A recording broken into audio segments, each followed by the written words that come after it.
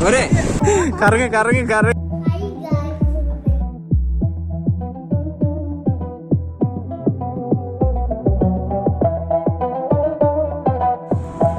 ഇതാണ് നമ്മുടെ കഥാനായിക.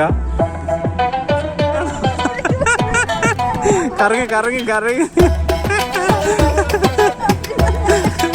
Hi friends, it's me your Shahad. Welcome back to my YouTube channel.